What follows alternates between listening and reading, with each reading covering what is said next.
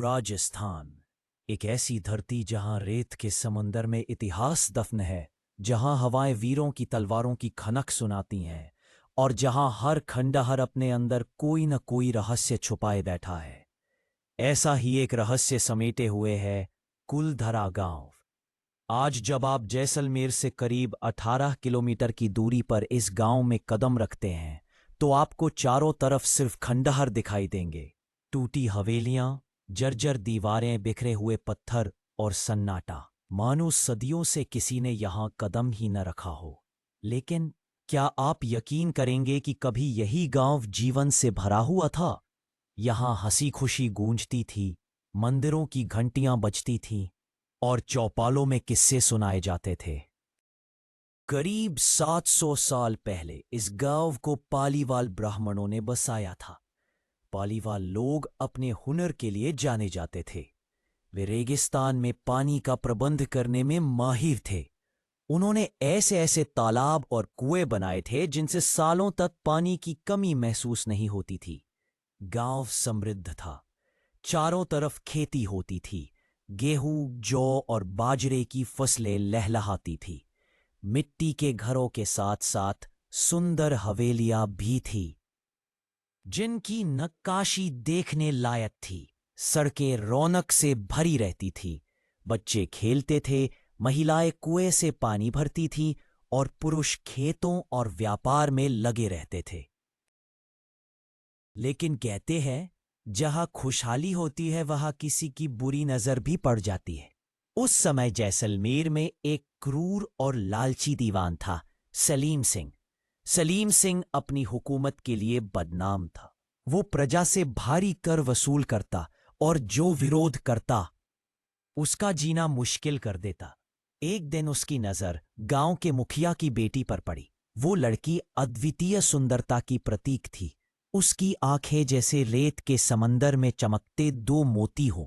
सलीम सिंह ने उसे पाने की ठान ली। उसने गांव के लोगों को धमकी दी, अगर ये लड़की मुझे नहीं मिली तो मैं इस पूरे गांव को बर्बाद कर दूंगा। न घर बचेंगे न लोग। गांव के मुखिया ने अपनी बेटी के सम्मान के लिए पंचायत बुलाई। चौपाल पर मशालें जल रही थीं और चारों तरफ लोग इकट्ठा थे। बुजुर्ग बोले, हम अपनी बेटी किसी अत्याचारी को नहीं सौंप सकते। ये हमारे धर्म और संस्कार के खिलाफ है। महिलाएं रो रही थीं, बच्चे डरे हुए थे। लेकिन पालीवाल ब्राह्मणों ने एकमत होकर फैसला किया, गांव छोड़ देना ही सबसे सही रास्ता है। वह रात अमावस्या की थी। आसमान पर काला सन्नाटा था। रेत पर ठंडी हवाएं बह रही थीं। लोग चुपचाप अपने घरों से निकलने लगे। किसी ने कोई शोर नहीं किया। बच्चे अपनी माओ की गोद में थे। बुजुर्गों के कदम भारी थे। धीरे धीरे पूरा गांव खाली हो गया, लेकिन सिर्फ कुलधरा ही नहीं, उसके आसपास के 83 और गांव भी उसी रात वीरान हो गए। कहा जाता है कि करीब 15,000 से ज्यादा लोग अचानक गायब हो गए और जाते जाते उन्होंने गांव को शाप दिया, अब यहां कोई नहीं बसेगा। अगर कोई बसा तो उसकी मौत निश्चित है। आज तक कोई नहीं जान पाया कि वे लोग गए कहां। कुछ कहते हैं वे रेगिस्तान में कहीं और बस गए। कुछ कहते हैं वे रास्ते में ही रेत में दफन हो गए। लेकिन सच जो भी हो, कुलधरा आज भी वीरान है। कई बार सरकार ने कोशिश की कि यहाँ लोग बसे, लेकिन हर बार अजीब घटनाएं होने लगी। किसी का बच्चा बीमार पड़ जाता, किसी का घर अचानक ढह जाता, किसी को रात में परछाइयां दिखाई देती। लोग डर कर भाग जाते। रात के समय कुलधरा और भी भयानक लगता है। लोग कहते हैं यहाँ कदमों की आहट सुनाई देती है। कभी लगता है कोई आपके पीछे पीछे चल रहा है।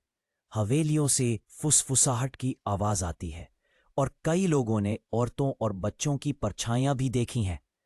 कहा जाता है कि वह युवती जिसे बचाने के लिए पूरा गांव बलिदान हो गया, आज भी इस गांव की हवाओं में भटकती है। कुलधरा अब एक ऐतिहासिक स्मारक बन चुका है।